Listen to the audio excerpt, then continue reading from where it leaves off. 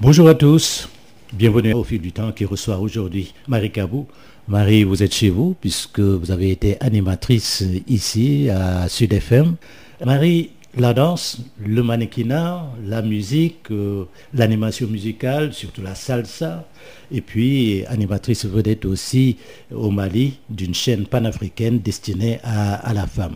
Tout ce chemin pour vous mener à la femme écrivaine que vous êtes aujourd'hui en publiant Toi et moi, un roman en série. Oui, tout d'abord, bonjour Baba. Merci de me recevoir chez moi à Sud FM. Je suis toujours heureuse de venir ici et de revoir les collègues et tout le monde. Alors, comme vous l'avez dit tantôt, de la danse à l'écriture. Vous savez, moi j'aime tout essayer, j'aime relever des défis. Et étant artiste déjà dans l'âme, je suis inspirée aussi bien par la musique, par les couleurs, la peinture, par le théâtre, par tout ce qui se rapproche de l'art. Et donc l'écriture aussi est une sorte d'art très très soft et j'ai voulu m'essayer à cela. C'est pourquoi j'ai écrit ce roman. On se serait attendu que vous deveniez poétesse, puisque dès votre jeune âge, vous écrivez des poèmes. Vous avez écrit des poèmes? Effectivement, j'ai écrit que des poèmes d'amour. D'ailleurs, on m'appelait Daniel Steele, sénégalaise. C'est une passion, en fait. L'écriture est une passion chez moi depuis toute petite. Votre roman De toi à moi. De toi à moi, pardon, votre roman De toi à moi débute à la fin, presque débute à la fin, parce que quand on regarde la couverture, on se dit qu'on comprend tout. Est-ce que vous avez choisi cette illustration-là et pourquoi? D'abord, commencer par la fin avant même qu'on ouvre le roman. Effectivement, j'ai voulu que la couverture soit parlante. Parce que le roman commence par une histoire d'amour féerique et finit par une désillusion très triste, je peux dire même atroce. Et j'ai voulu donner ce contraste dans la couverture en montrant le joli paysage qu'on peut y voir, mais les deux protagonistes complètement séparés et se tournant le dos pratiquement, tournant le dos à l'amour. Bon, c'est la femme qui tourne le dos et l'autre qui regarde vers l'horizon. Parce qu'ils se sont perdus. Et la femme a décidé de ne plus se battre. Est-ce que De toi à moi, est-ce un roman, est-ce une autobiographie, un essai philosophique sur l'amour et la déception, ou bien tout simplement un mélange de tout cela? Alors vous savez, quand on vit, il est normal de rencontrer dans sa vie des désillusions, quel que soit le sujet. Moi, j'ai choisi de parler de la désillusion en amour, tout simplement parce que c'est un sujet presque tabou, surtout chez nous en Afrique. On dit que les mauvaises choses qui se passent en couple ne doivent pas sortir. Et ce qui crée beaucoup de frustration chez les femmes comme chez les hommes, beaucoup de tristesse, beaucoup de douleur. Et j'ai voulu dénoncer cela. C'est un peu un cri de cœur pour qu'on permette à ces gens-là de ressortir ce qu'ils ont dans le cœur. Parce que parfois, ça peut sauver un couple. Quand le partenaire, il sait que l'autre souffre peut-être de son comportement ou de la non-communication qu'il peut y avoir dans le couple, ça peut arranger. Mais quand il n'y a pas de communication, les gens souffrent dans leur coin et c'est ce qui cause beaucoup de divorces, beaucoup de séparations, jusqu'à même des suicides ou des meurtres. Et c'est dommage en amour. À partir de quel moment vous avez dit il faut que cette histoire sorte, il faut que je l'écrive? Parce que c'est difficile, même parfois douloureux, de sortir de soi des sentiments qui étaient assez profonds et qui n'étaient pas d'une évidence de partage. Effectivement. Alors, beaucoup pensent peut-être que c'est une autobiographie. Non. Mais c'est une histoire que toute personne pourrait vivre. Ah, mais il y a quand même un peu de toi, hein? Il y a beaucoup de moi. Il n'y a pas un peu, il y a beaucoup de moi. Tout simplement parce que je suis une femme. J'ai eu à aimer et j'ai eu une désillusion. Parce que la preuve, je suis encore célibataire. Donc, j'ai pu ressortir ces sentiments-là parce que j'ai une amie que je ne citerai pas, qui m'a raconté cette histoire-là très, très poignante. Après, ça m'a inspiré, j'ai mis un peu du mien, un peu de documentaires que j'ai vus. J'ai voulu aussi dénoncer un peu plus pour que toute situation qui y ressemble puisse trouver une solution peut-être en changeant de comportement tout simplement. Malheureusement, au Sénégal, on a du mal à dissocier le personnage de la personne, mais sachez qu'un écrit ne peut être captivant que lorsque l'auteur met une touche de lui-même ou d'elle-même dans ses écrits. Parce que c'est écrit aussi à la première personne. C'est écrit à la première personne parce que Sima raconte et je voulais que les gens sentent réellement ce que Sima ressentait. Et pourquoi donner à El Hadj, quand même, qui n'était pas son vrai nom, un autre nom, le baptisé? Alors pourquoi Aladi? Parce qu'Aladi est un nom typiquement sénégalais. Et pour rendre hommage, en général, c'est ceux qui sont revenus de la Mecque qu'on appelle Aladi. Ceux qui sont censés connaître tous les piliers de notre religion. Et Aladi est souvent appelé le mari, le tonton ou en tout cas le patriarche. Oui, mais on peut dire aussi en lisant ce livre, bon, c'est vrai que vous y avez mis un peu et beaucoup de vous-même, c'est une histoire aussi de femmes, mais ça a aussi des apparences de thérapie. Parce que en montrant ses sentiments, ses états d'âme, aller jusqu'au fond de soi-même pour peut-être apaiser la rancœur, le désarroi qu'on a éprouvé. Alors, vous savez, toute souffrance publiée est une thérapie.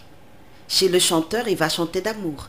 Il va faire des intonations qui vont toucher le cœur des personnes qui vont l'écouter. C'est une thérapie. Le peintre, il va jongler avec ses couleurs sur sa palette. C'est aussi une thérapie.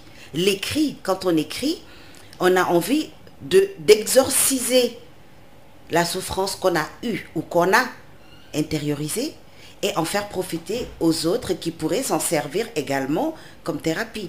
Effectivement, j'ai eu pas mal de retours de femmes comme d'hommes qui m'ont dit qu'en lisant ce livre, ça a été une sorte de thérapie pour eux et ils ont pu corriger leur comportement après avoir lu ce livre. Je ne vais pas dire que vous allez ouvrir une agence matrimoniale de conseil. On me l'a conseillé pourtant. On me l'a toujours conseillé des très jeunes à 21 ans. J'ai rabiboché pas mal de couples qui étaient en souffrance. Je pense que je dirais pas c'est un don, c'est juste que je respecte le sentiment amoureux et je trouve dommage que deux personnes qui ont eu à s'aimer à un temps se déchirent tout simplement parce qu'ils ne se comprennent plus. En communiquant, ils arrivent à se retrouver. Ouvrons ce livre, donc De toi à moi, publié aux éditions Baobab, une histoire d'amour qui débute quand même au jour d'avril 2016. À Paris, où sur invitation effectivement de cousins, tu rencontres Aladi, qui ne portait pas encore ce nom que vous avez donné par la suite. Et là, on ne sait pas s'il y a un coup de foudre, mais qu'est-ce qui s'est passé? Racontez-nous ça. Alors, Sima nous raconte ce jour-là, elle était invitée chez son cousin, parce qu'elle arrivait nouvellement en France, donc elle ne connaissait personne à part sa famille proche. Elle a été à cette invitation-là et il se trouve qu'Aladi y était. Un coup de foudre, on peut dire, parce qu'au premier regard, en tout cas, elle est tombée amoureuse de ce monsieur qui le regardait sûrement d'une manière à l'encourager. Surtout la discussion, parce qu'ils sont restés. Une discussion, justement, qui s'est prolongée jusque tard dans la nuit. Et je pense que Sima a été éblouie tout simplement par la grâce, la gentillesse et peut-être la douceur de Aladi. Et voilà, 2 ans se passent, ils ne se revoient pas. Et puis un jour, le cousin Dave qui dit, eh bien, écoute, il téléphone à sûrement en lui disant qu'Aladi est revenu parce qu'entre-temps, je ne sais pas si tu es venu au Sénégal ou pas. Alors, je ne saurais pas rentrer dans le détail puisque je n'ai pas ce détail-là, mais tout ce que je sais, c'est que Sima, malgré la séparation d'avec Aladi, l'avait gardé dans sa tête. Non, je parlais du début, parce que quand ils sont connus ce mois d'avril, bon, il est resté quand même 2 ans sans pour autant voir El Hadji. Ils se sont retrouvés après. Alors, El Hadji était rentré au Sénégal. Ouais, voilà. El Hadji était rentré au Sénégal parce qu'il était à la retraite et revenait au Sénégal tout simplement pour y vivre. Sima, qui était restée en France, gardait toujours le souvenir de ce bel homme dont elle était tombée amoureuse. Cela a duré 2 ans où ils se sont pas vus, ils se sont juste peut-être rappelés ou donné des messages, des trucs comme ça.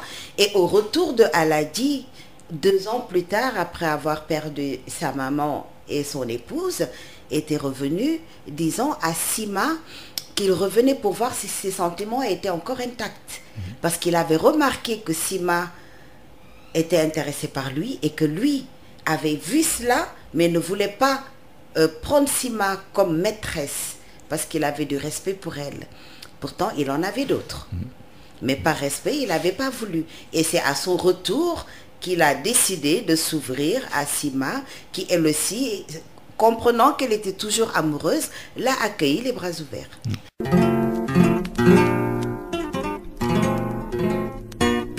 Là, à son retour, maintenant, c'est le grand amour.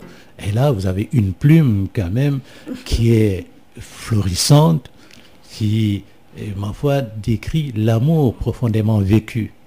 Absolument. Vous savez, l'amour est tellement, je ne veux pas dire irrationnel, mais l'amour est tellement poétique que quand on connaît l'amour, qu'on a envie de l'amour, qu'on fantasme sur l'amour, il est facile de le décrire avec des mots. Parce qu'on décrit ce dont on rêve. Et dans ce récit, dans ce roman, Sima avait une très très forte attirance envers El Hadji, de telle sorte qu'elle était désemparée même quand elle le voyait. Et avoir El Hadji à elle toute seule, c'était là son rêve qui se réalisait. Donc quelqu'un qui aime ou qui a connu l'amour ou une première rencontre peut facilement décrire l'émotion qu'a ressentie Sima lorsqu'elle a revu El Hadji 2 ans plus tard. Au fil du temps, Baba Diop, culturellement vôtre sur la 98.5 Sud FM Sen Radio.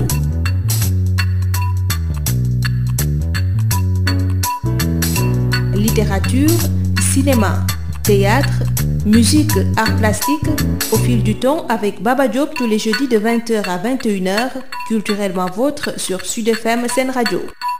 Et vous écrivez à la page 22 que ce week-end-là, du 14 au 15 août, fut le plus beau week-end que j'ai passé avec un homme à 50 ans. Moi, en fait, vous savez, souvent, l'amour n'est jamais pareil. Une femme peut rencontrer plusieurs hommes dans sa vie. C'est pourquoi que les gens se marient plusieurs fois d'ailleurs. Et heureusement, l'amour peut être tout le temps aussi fort, mais toujours différent. Et pour Sima, qui avait attendu pendant très très longtemps, effectivement, on peut comprendre que ce week-end-là fut un week-end particulier pour elle. Ben, je dis qu'à 40 à 50 ans, quand même, on a connu des expériences, d'autant plus que Sima, peut-être, n'était pas à son premier amour. Justement, mais vous savez, Baba, l'amour n'a pas d'âge. On peut rencontrer des hommes à 77, 80 ans qui tombent amoureux et qui pensent qu'ils n'ont jamais autant aimé.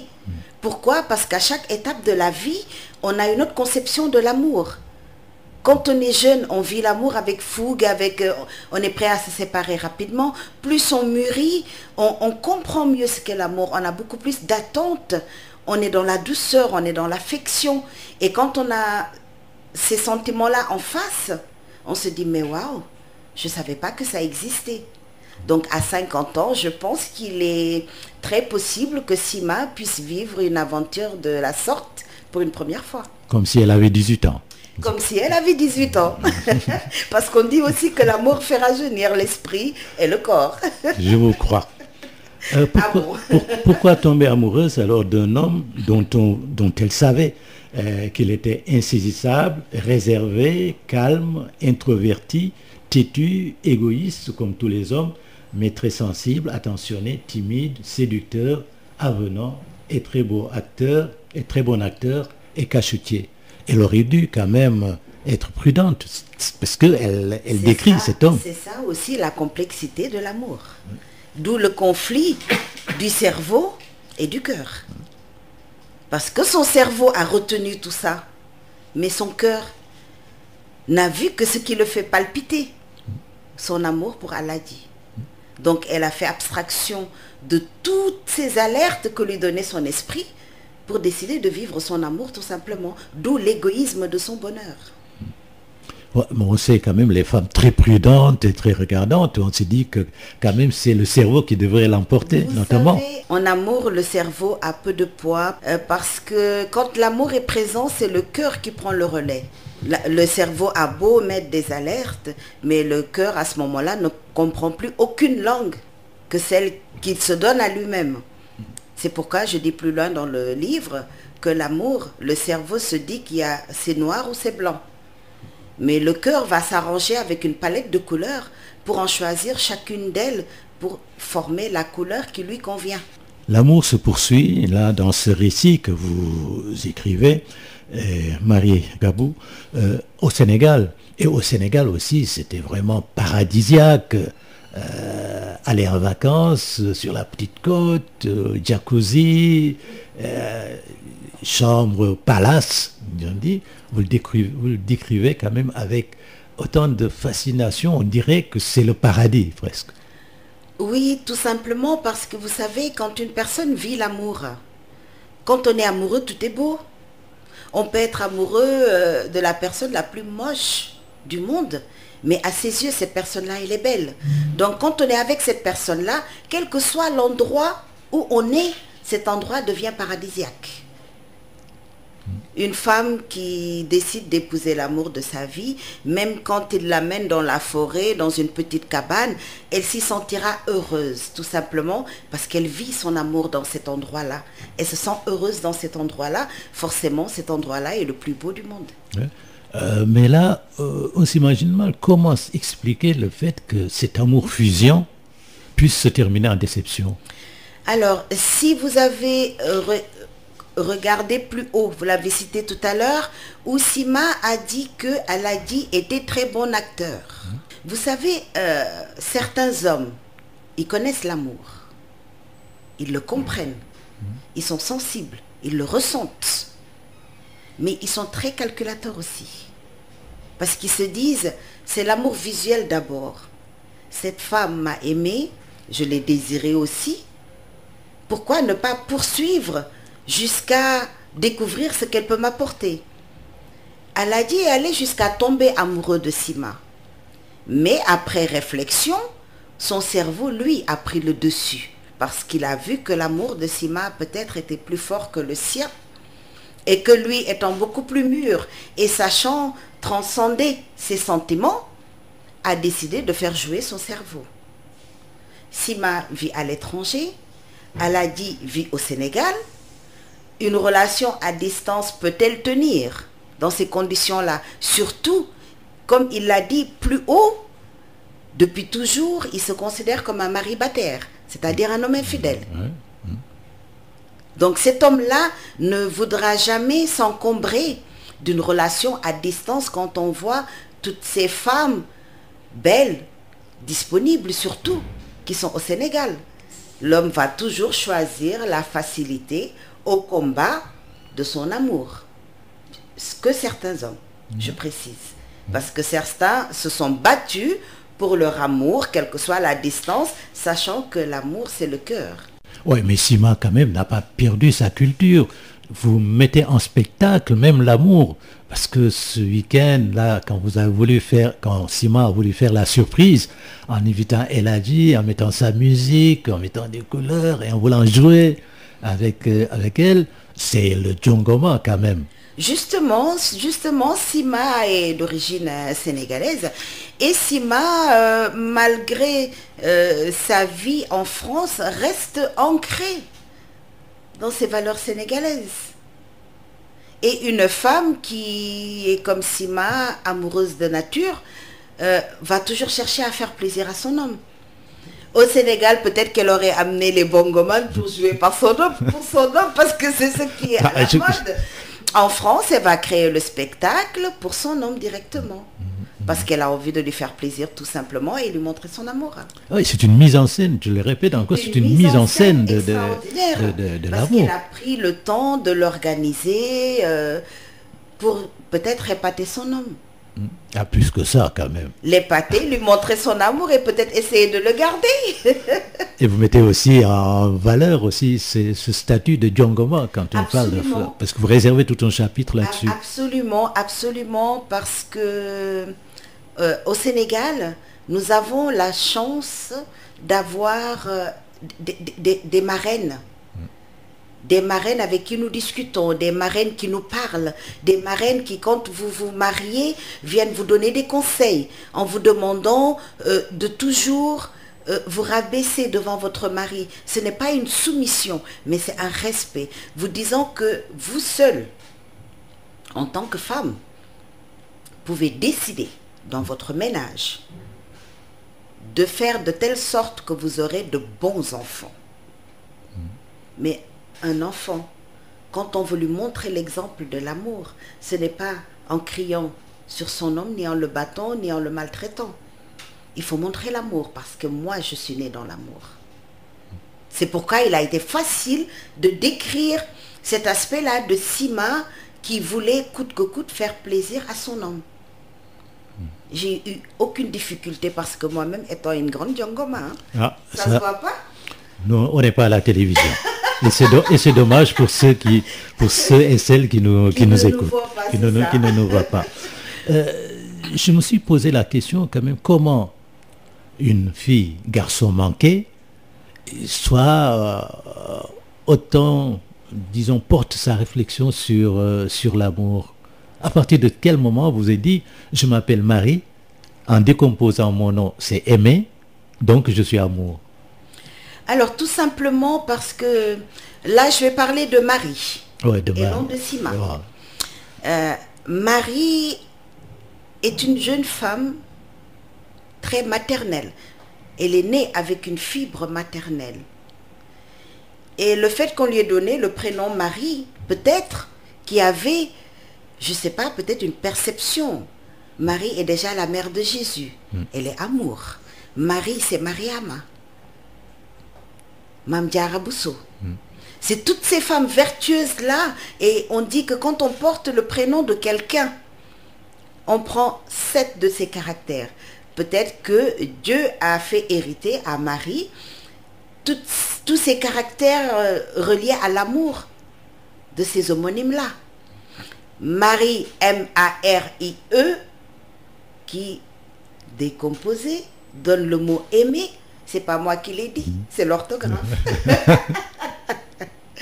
C'est l'orthographe. En tout cas, ça a été une belle trouvaille.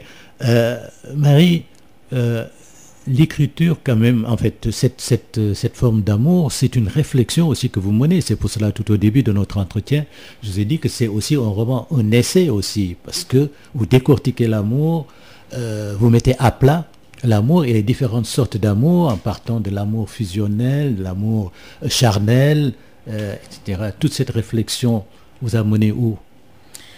Alors, tout d'abord, si vous avez lu le livre, je l'ai lu, parce que sinon... Je l'ai écrit de manière très très simple. Très simple, ça se lit d'un seul trait.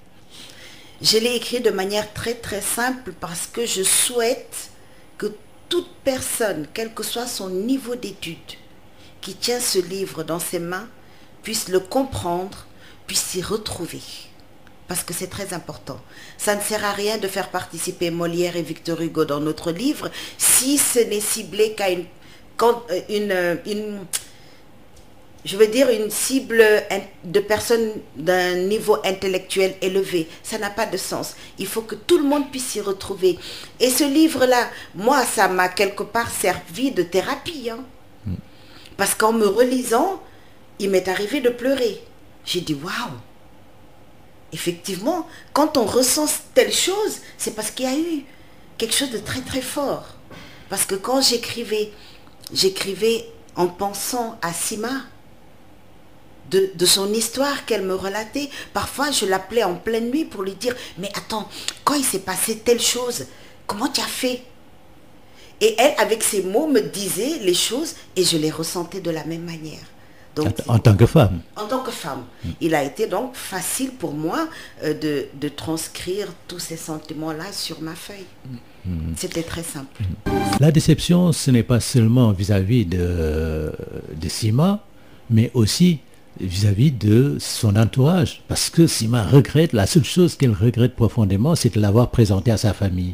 Absolument, parce que vous savez, Baba, quand vous entrez dans une relation nouvelle, que vous êtes très amoureuse ou amoureux de la personne en face, vous vous dites, c'est la personne que je voudrais pour ma vie. Mais vous ne savez pas ce qui va se passer après. Donc vous avez envie, vous vous investissez, vous faites tout pour que la relation marche. Et c'est pour cela que Sima a présenté Aladi à sa famille. Parce que c'est une personne qui ne présente jamais personne. Elle est dans son coin, elle vit sa vie, elle ne s'engage dans rien du tout parce qu'elle croit en l'amour. Et quand elle voit en général des relations qui se cassent, elle n'a pas envie de s'engager. Mais malheureusement, elle est amoureuse de Aladi. Elle en était tellement amoureuse elle avait même peur de lui. Donc quand Aladi est venu à elle, elle a senti le besoin de le présenter à sa famille pour qu'eux aussi approuvent son choix. Et Aladi a été d'une élégance extraordinaire en prenant Sima et l'amener chez lui aussi pour la présenter à sa famille. Donc dans la tête de Sima, les choses étant faites, peut-être plus rien ne pourrait venir gâcher cela. D'autant plus qu'il y a quand même des relations de parenté, entre les mères. Sima et Aladi. Aladi. C'est ça. Parce que leur mère était quand même très complice. Copine depuis l'âge de 12 ans et c'est la mort qui les a séparés. Donc c'était une relation où il ne devait pas y avoir d'erreur du tout. Mais ça, seul Sima l'avait assimilé. Oui, mais c'est une forme d'engagement, parce que quand on va présenter quand même son amant à sa famille, et que réciproquement on le fait, c'est que c'est conclu. Oui, en général, oui. En général, oui. Mais bon, les hommes parfois sont insaisissables. En lisant ce roman en tant qu'homme, je me suis dit, waouh, en tout cas, on apprend une sacrée grade dans ce roman, parce que vous ne les épargnez pas, vous ne nous épargnez pas. Alors, ce n'était pas pour dénigrer.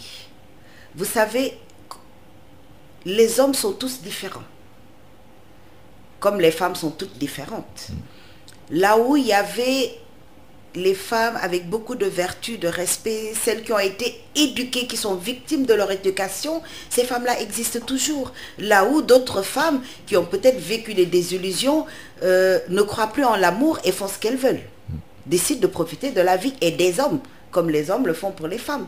Malheureusement, il s'avère que ces femmes-là qui ont été dégoûtées par la vie ou par l'amour tombent sur des hommes tellement bien, tellement respectueux et brisent leur cœur. Ben, c'est de la même manière que ces hommes-là qui ont vécu une désillusion grave en amour décident inconsciemment de brimer ou de faire souffrir une femme sans le vouloir. Ils en souffrent même en le faisant. Mais ils ne le font pas exprès parce qu'ils se méfient de tout. J'ai souffert une fois, je ne souffrirai plus. Donc si ça doit être sérieux, avant de m'engager, je préfère reculer. C'est ce qu'on appelle les hommes qui ne sont pas décisionnaires et qui ont peur de l'engagement. Après, c'est leur droit le plus absolu. Quand je parlais de réflexion sur l'amour, ce n'est pas une seule forme d'amour que vous mettez en place. Il y a l'amour amoureuse, donc l'amant, mais aussi il y a l'amour fraternel, il y a l'amour filial. C'est ça, l'amour entre voisins, l'amour entre pays. C'est une façon pour que les gens puissent améliorer les relations humaines tout simplement. On est des humains, on est sur Terre, on n'est pas là pour faire la guerre tout le temps, on n'est pas là pour s'entretuer, on n'est pas là pour se faire des méchancetés. Si on s'aime et qu'on se respecte, je pense que même s'il y a problème, ce respect-là de l'amour pourrait faire que les problèmes se tassent assez rapidement. Mais ça n'empêche pas qu'il y ait des guerres dans certains pays, oui. Mais nous avons la chance, nous, au Sénégal, et on prie que cela perdure, que les relations humaines que nos ancêtres ont instaurées dans ce pays en nous faisant vivre le cousinage, c'est cette sorte d'amour-là puisse continuer de telle sorte que jamais nous connaissions ce que connaissent d'autres pays. Triple déception dans votre roman, Marie Capou. Donc, triple déception parce qu'il y a effectivement la déception amoureuse, mais il y a le fait aussi que les sœurs de Sima sont déçues. Il y a aussi que son fils aussi, qui est appelé Tonton Annie, cette séparation aussi, il a fait souffrance quand même. Effectivement, c'est pourquoi, d'où l'atrocité de la souffrance de Sima. Parce qu'elle s'était tellement investie dans cette relation qu'elle avait investi toute sa famille. Et pour une première fois que Sima présentait quelqu'un à sa famille, eux aussi, sa famille l'a apprécié et elle aussi s'est investie dans cette relation-là, encourageant l'union, espérant peut-être une fin heureuse. Donc forcément, quand il y a désillusion, elle est partout. La facilité, la simplicité, je dirais pas légèreté d'écriture, parce que c'est aussi, je l'ai dévoré vraiment, je l'ai lu d'un trait, empêche quand même parfois de voir effectivement la profondeur de ces propos-là. Parce qu'au-delà du fait que l'écriture est simple, facile à lire, mais il y a une profondeur quand même de réflexion sur, d'abord, que le mariage, ce n'est pas seulement chez nous l'affaire d'un couple. Une relation amoureuse, ce n'est pas seulement l'affaire du couple, mais c'est aussi l'affaire de toute la famille, et qu'une souffrance ne concerne pas seulement les deux protagonistes, mais touche aussi l'ensemble de la famille, même déborde parfois dans ce voisinage-là. Effectivement, et malheureusement, on ne partage en famille que ce qui est beau, d'où le cri de cœur du livre, parce qu'on voudrait que celles qui sont en souffrance, de la manière qu'elles partagent leur bonheur avec leur famille ou leur entourage, qu'elles partagent leur souffrance de la sorte. Je pense qu'une femme devrait pouvoir aisément venir voir sa belle-sœur, sa belle-mère ou sa mère ou sa sœur, lui expliquant il se passe ceci dans mon ménage, je souffre de telle ou telle chose, et qu'on essaie de trouver un terrain d'entente. Ça ne se fait plus. Pourquoi? Parce qu'on dit que cette femme n'a pas de suture. Elle divulgue tout ce qu'il y a dans son ménage, que ton mari, quand il fait quelque chose, ou ton homme, c'est à toi de le cacher. Cette frustration-là détruit actuellement énormément de femmes, que ce soit en Afrique ou en Europe. Comment faire le deuil de sa déception, de son désespoir? Alors, faire un deuil de sa déception, de sa déception ou de sa désillusion quelque part, je ne sais pas trop. Je pense que tout dépend là de la personnalité de la personne. Vous donnez quand même quelques recettes, pas quelques recettes. J'ai donné juste quelques tuyaux. Ouais. Pourquoi? Parce que Sima a réussi, elle, à faire son deuil. Sima s'est décidée de vivre, de se reconstruire, même si elle ne sait pas quand est-ce qu'elle leur a fait le deuil. Mais elle a envie de s'en sortir. Pourquoi? Parce qu'elle s'est dit que Aladi, malgré son élégance, tout ce qui était beau qu'il lui avait montré, s'était rabaissé à un niveau très bas. Parce qu'il n'a pas su donner des raisons plausibles pour une séparation. Donc, les raisons n'étaient pas valables, parce qu'il convoquait la distance en disant que bon, tu es au Sénégal, moi je suis à Paris. Elle a découvert que cet homme, peut-être, lui a menti depuis le départ. Elle a découvert que cet homme peut-être n'éprouvait qu'un désir envers elle. Elle a réalisé que cet homme-là, elle l'avait idéalisé. Elle le mettait au-dessus de tout, alors que cet homme-là, comportementalement, si je peux dire ce mot-là, ne lui arrivait pas à la cheville. Et elle a décidé que cet homme-là ne devrait pas gâcher sa vie. Elle va progresser, elle va continuer pour elle-même d'abord, mais aussi pour montrer à sa famille qui était surtout pour son fils aussi. C'est ça, montrer à sa famille qui était en souffrance que la tête, elle va la relever. Et qui sait, peut-être que Dieu lui réserve l'amour. Au fil du temps, Baba Diop, culturellement vôtre sur la 98.5 Sud FM Sen Radio.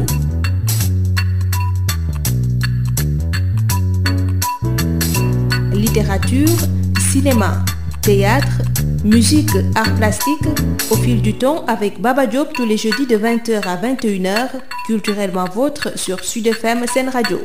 Elle a une finesse dans ce moment clé, parce qu'en fait, elle agit de loin du Sénégal, voudrait qu'elle quitte la première. Or, elle voulait qu'Elhadj lui-même, elle a dit lui-même, prenne la décision et lui dise que cette passion amoureuse c'était terminé. Parce qu'étant dans l'embarras, je dis qu'elle l'a fait mariner, qu'elle le fait mariner. Absolument. Pourquoi? Parce que dans ses discussions avec Aladi lui racontait souvent ses aventures passées. Que dès qu'il était avec une femme, que la femme commençait à s'engager, il prenait la fuite. Ou il créait une situation qui enrage la femme et que lui demande de partir. Il sautait sur ces occasions-là. Alors Sima, qui était très amoureuse, restait donc attentive au comportement de Aladi. Et quand elle a commencé à déceler certaines choses, elle s'est dit, bon, peut-être qu'il a quelque chose à me dire. Je vais attendre. Quand il se décidera de parler, là, je le libérerai. Donc Sima était déjà préparée dans sa tête à être larguée par Aladi, mais voulait que les mots sortent de sa bouche. Donc elle a attendu. Donc je pense que Sima a déjà commencé à faire sa thérapie. Pendant même qu'elle était dans cette relation-là qui la faisait souffrir, elle s'attendait à une séparation quelque part, et donc commençait à prendre sur elle, commencer à rester calme, parce que quand même, on va se le dire, hein. Moi personnellement, un homme qui me dit oui ça va, la distance voilà, je pense que je prendrais l'avion pour régler ce problème. Elle a eu la noblesse de patienter, de lui demander l'explication et de lui répondre qu'elle acceptait qu'il s'en aille, puisque tel était son choix, mais qu'il sache qu'elle l'a aimé sincèrement, qu'elle n'a jamais triché, et que jusqu'au moment où elle lui parlait, son amour était encore pour lui. Mais elle espère qu'un jour, cet amour-là s'efface pour que son cœur puisse s'ouvrir à autre chose. Donc je pense que Sima a été très très noble dans ses paroles, dans son comportement, mais cela n'est peut-être pas surprenant. Quand on revient dans son passé, dans la famille d'où elle vient, sa relation avec sa marraine, l'éducation qu'elle a reçue, elle ne pouvait pas avoir un comportement autre. Si on peut parler de stratégie, c'est renvoyer la balle, parce que la déception, effectivement, était dans son camp. Elle l'a renvoyé chez Aladi, qui ne savait pas comment, effectivement, prendre cette décision-là. Parce que c'était lourd, c'était difficile. Il a beaucoup souffert, lui aussi, de la séparation, parce qu'il était amoureux de Sima, finalement. Il était très amoureux de Sima, mais comme il était peu décisionnaire, il avait peut-être déjà donné sa parole autre part et ne pouvait pas du jour au lendemain, parce que dans le livre, Sima nous explique qu'Aladi avait déjà une maîtresse avec qui il était depuis 10 ans. Donc je pense qu'il est plus simple de laisser une maîtresse qu'on a depuis quelques mois au lieu d'une maîtresse qu'on a depuis 10 ans. Mais est-ce qu'il est heureux? Il y a aussi, ça pose aussi le problème, parce que est-ce qu'il n'existe pas des amours quand même qui sont étouffants aussi? Peut-être, il existe des amours étouffants, mais dans le cadre de Sima et Aladi, ils n'ont pas eu le temps de s'étouffer l'un l'autre. Peut-être qu'Elhadj avait peur aussi de cet amour immense qui le mettait sur un piédestal qu'il ne pouvait pas assumer aussi. Justement, peut-être parce qu'il savait qu'il n'en avait pas le mérite. Je ne sais pas, le mérite, ne pouvait pas assumer. Baba, quand vous avez une femme qui vous aime, que vous aimez... moi je reste. Voilà. Bon, ouais. Parce que vous savez que vous pouvez lui rendre cet amour-là. Donc l'amour qu'elle vous donne, vous le méritez et vous restez. Peut-être que lui ne l'a pas compris ainsi. Être attentif en amour, c'est quelque chose de très important. C'est très important, mais ce n'est pas donné aux Don Juan. Vous avez marqué série, et ça veut dire qu'il y a effectivement d'autres qui vont poursuivre. Pourquoi ne pas faire un roman d'un seul bloc, mais l'effriter pour en faire plusieurs suites? Alors, si vous avez vu, ce roman-là est très court. Oui. Je voulais que le lecteur soit captivé par la souffrance que peut causer une désillusion. Si on avait mis tout du début jusqu'à la fin, le lecteur pourrait se retrouver perdu. Parce que là, on le laisse mariner, le lecteur. Il doit trouver la solution. Surtout le lecteur qui vit une désillusion, doit trouver la solution pour réparer ou pour se sortir de la relation toxique qu'elle vit. Et avec ce livre-là condensé, il a tout fait. Il peut s'y retrouver, il peut laisser évoquer son esprit, corriger son cœur et trouver la solution qui s'y est à son problème. Maintenant, dans la série 2, vous pourrez voir tous les rebondissements qu'il peut y avoir dans la vie de Sima, dans la vie de Aladi.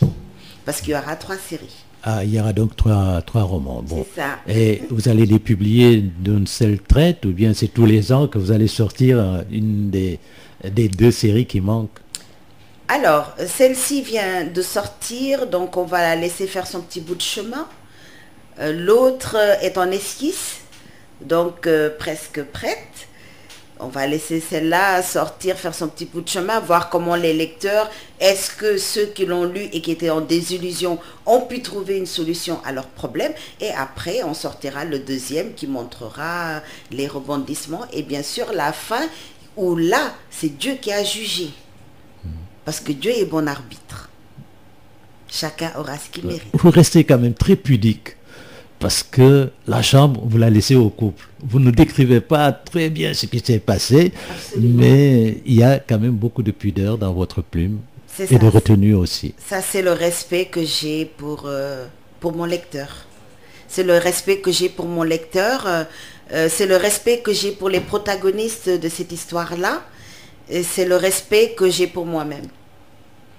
Parce que je respecte tellement l'amour qu'il y a des côtés intimes qui ne sont pas divulgables, parce que tout le monde ne comprendrait pas. On sépare l'amour de l'érotisme. Absolument, parce qu'ils n'ont rien à voir. Malika Bou, De toi à moi, donc publié aux éditions Baobab. Merci. Je vous remercie, Baba.